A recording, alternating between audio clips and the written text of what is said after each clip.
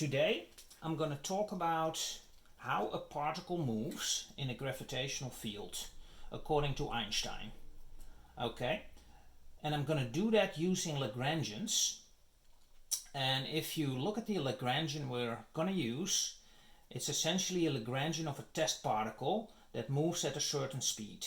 Okay, so it's a half m x dot squared, which is a half mg alpha beta x dot alpha times x dot beta. In this case, and if you've been following my videos, you usually don't see this term, right? This is the metric. And you use this in this case because there's curved space-time.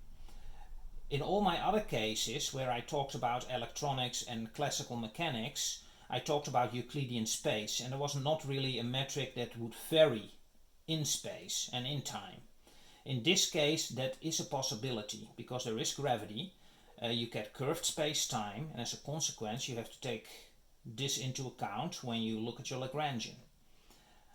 Okay, so your x dot alpha in this case is defined as dx alpha d tau, and x alpha as a reference is a 4 coordinate term. So it's a vector and it has 4 terms. It's dependent on t, x, y and z in this case. Okay. Here you see for reference the normal Euler-Lagrange equation, and if we fill this out with this Lagrangian you will get the equation of motion, and that's what we will do. And if you do that you actually get the geodesic equation out of it, and that's over here. But we will see how that goes. Okay. So now we take the Lagrangian with this Lagrange and plug it into this equation and see what happens. So what I did is I placed the 0 on the left hand side here. So 0 equals d tau of the differentiation of the Lagrangian with respect to x dot. So let's do that. We have 2 terms, so there will be a product. So you get a half m g alpha beta, and then when you differentiate x alpha dot with respect to x dot, you obviously get a Dirac delta function. So that's alpha mu here times x dot beta plus an half m j alpha beta, which is the metric again, right? Times the Dirac of beta mu, because you now take the second term and you differentiate that with respect to x dot mu. Okay. So now you have here 2 terms. And that's it. So let's now go to the third term, the differentiation of the Lagrangian with respect to x mu. Now there are no immediate x mu's in there except for j alpha beta. The metric can definitely depend on x mu, and therefore you have to differentiate the metric with respect to x mu. Okay, so we do that here. So you have minus a half m differentiation of g alpha beta x with respect to x mu times these 2 components here. Okay, so that's the first step. Now if you look very carefully you can work this out a little bit more. You can insert for alpha over here, you can insert mu because this is a Dirac delta, and what that means is that only if alpha is equal to mu there's some value, and otherwise it's 0. Okay, so this will result in g alpha g mu beta as this term over here times x dot beta. You can do the same here, but now the beta is replaced with the mu. Okay. Now you have 2 different terms, but they are really the same because you can relabel alpha, for instance, into beta, and then this term is exactly the same as this term. Okay, and if you do that, you can add the 2 halves up and you get the total. At the same time I took m out because that's not really relevant, right? So I divided by m, and this is the result you get. Okay, so now let's differentiate this with respect to tau. If you do that, first you take the first term, so you do the partial derivative of g u beta with respect to omega times x omega dot, okay, which is dx omega d tau. So that's differentiated with respect to tau, and you just write down the second term. So the product rule applies here, right? And then you take g u beta in front, you differentiate with respect to beta, and you get the x double dot beta over here. And you just copy this term. Okay? That's what we see here. The next term, what we're going to do is we're going to say, okay, let's take a close look at this one. And you see that there's symmetry over there because of the omega and because of the beta. So you can replace omega with beta here, right? And you get the exact same result. So what I did is I split up this equation into two halves, one time with omega beta and one times with beta omega. And that's exactly the same, okay? So we did that, so this term now results in these two terms, and we just copied these two terms over here. And now you can take a half out and place all these three terms inside the brackets, and you do some relabeling. This is already correct with alpha and beta, right? This term is already there, but this omega needs to be relabeled to alpha, and this omega needs to also be relabeled to alpha, and when you do that, you get this term. And you can relabel, right, because these are dummy indices according to the Einstein convention.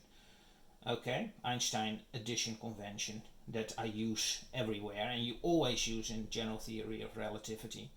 So you have this now, and this term you just copied.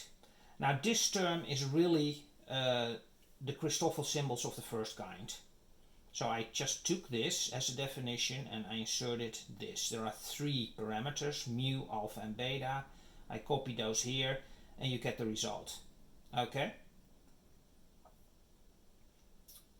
Perfect. So we have this. We can also multiply this in a somewhat different way with a j upper gamma mu. Both here and here. You can do that because the left hand side is 0 anyway. So when you do that, you see that this term is going to be replaced by this, right? Because this is the Dirac delta as a result. So you get x double dot gamma, and here you get a Christoffel symbol of the second kind, and that's what you see here. Okay, so this is Christoffel symbol of the first kind, this is Christoffel symbol of the second kind. So now you're done. This is your equation of motion. And this is essentially called a geodesic equation, and that's the equation of a free particle under the influence of gravity. Okay, so that's what you have here. And you can see that it kind of makes sense. If you don't have gravitational terms and no curved space-time as a consequence, all these factors will be 0, and you will just end up with x double dot gamma equals 0, and that is very reminiscent of just Newtonian mechanics. If you have a free particle in free space without gravity, right, it follows a straight line, and that's exactly what this is, right? If you integrate this twice with respect to time, you just get a straight line. Okay, I want to derive a little bit more with respect to the Christoffel symbols, because that's a formula that you use a lot, and the formula that I derive here is used a lot in general theory of relativity also. So I want to kind of derive that so you have some sort of feel where it comes from if you see it. Again, Christoffel symbols here, and there's a definition here of a determinant with respect to g. So this is the definition of that. If you work that out, you get this. This is pretty tedious to work out. I didn't derive it here. If people are interested, I can do something. I can do a video on that if need be.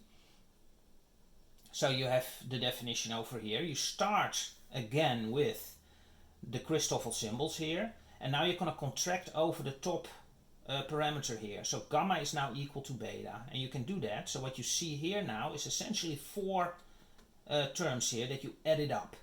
Yeah, you have the gamma of 0, 0 alpha plus the gamma of 1, 1 alpha plus 2 plus 3, right? If you talk about 4-dimensional space, like we usually do in general theory of relativity. If you do that, you can write it out. You can replace the gamma here with the beta. Yeah, you do those, that term will be replaced. And if you now reorder it a little bit, you can place this term and this term in the beginning and this term at the end over here.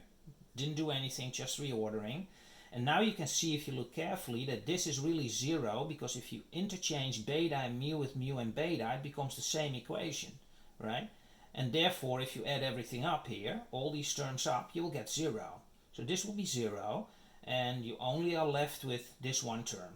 Okay? Now you can use the definition here to rewrite this term into this term, right? Because this last part here is exactly the same as here, as this part, right? This part over here. And what you then can see is that g minus 1, because that's just a number, right, which is the determinant, so it's just a number, g minus 1 multiply on the left and on the right, and you are left with this piece, and that will be filled out here, and you get this, okay? And now that can be rewritten again into a form like this, which is a cute form to see, but I don't know how much value it has. But you see it a lot, so that's why I derived this. So what you can do is you can say, okay, let's verify that this is indeed the same as this. So let's differentiate this with respect to mu. First you have to differentiate the logarithm, which is 1 over the square root of g.